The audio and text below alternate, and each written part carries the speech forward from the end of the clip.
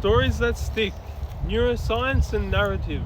Why emotionally resonant stories outlast facts and outperform ads. This is chapter 2 of The Imaginative World by Josh Thomas. In the age of AI and social media, the challenge is to use these tools not just for reach, but for resonance. Emotionally intelligence must become the operating system for the digital age. AI is our learning platform for patterns, mirroring our behaviours and even shaping our moods. It's up to us to program it with emotional depth, ethical clarity, and human values. The future belongs to those who can marry technology with empathy, productivity with presence, and ambition with alignment. That is the new definition of success. In an age where burnout is worn like a badge of honor and digital connectivity never sleeps, time management isn't just a productivity hack. It's a form of emotional regulation and self-respect. At its core, managing your time well is about more than scheduling meetings or blocking hours on a calendar. It's about reclaiming control over your emotional bandwidth.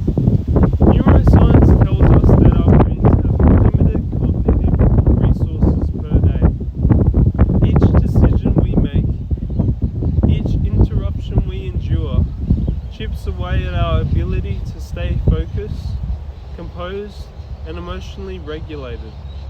When we fail to manage our time, we don't just become ineffective, we become anxious, irritable, and emotionally depleted.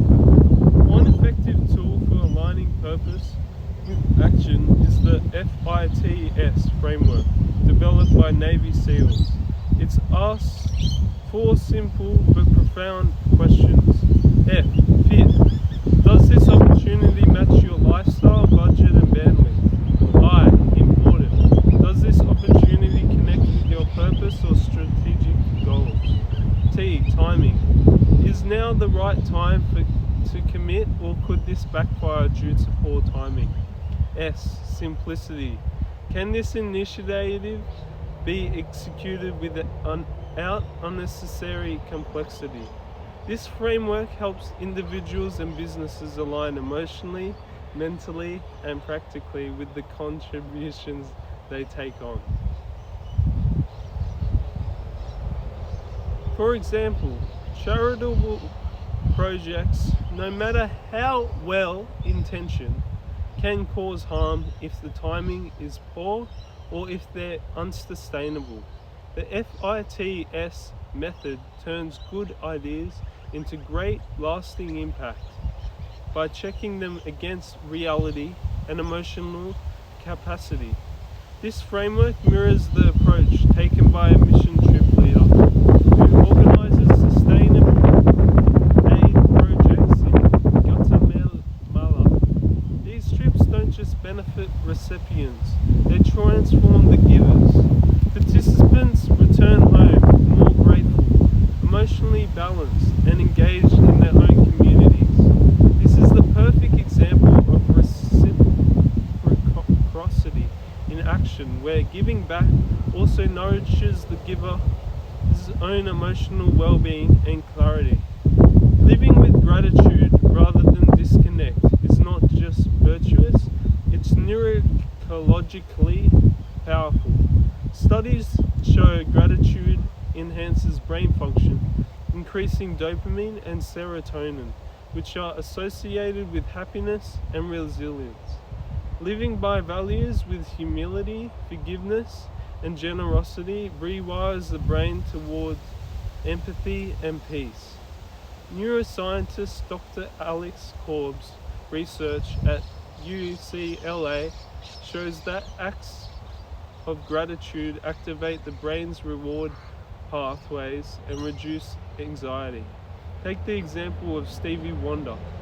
Born blind, he used music as a way to express not bitterness, but profound gratitude. His compositions, Superstition, Sir Duke, Living for the City, were not only musical masterpieces, but emotionally affirmations.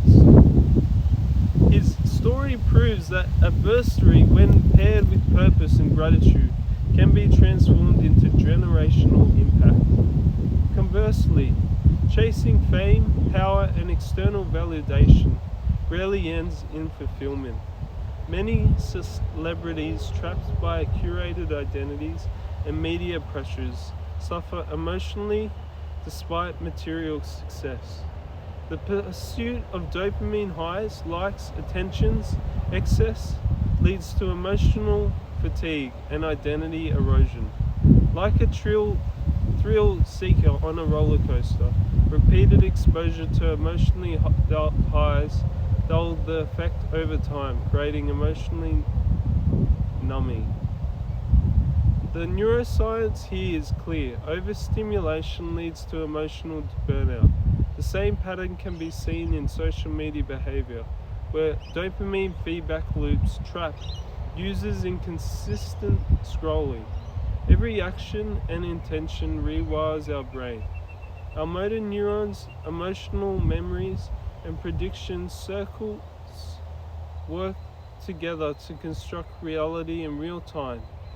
Emotional trauma, poor upbringing, and betrayal can create enduring filters that shape how we see others and ourselves. If someone expects rejection, they may interpret neuro cues as hostile. This is why healing requires more than information. It requires transformation. Emotions are not raw inputs, they are constructed responses filtered through memory, association, and interpretation.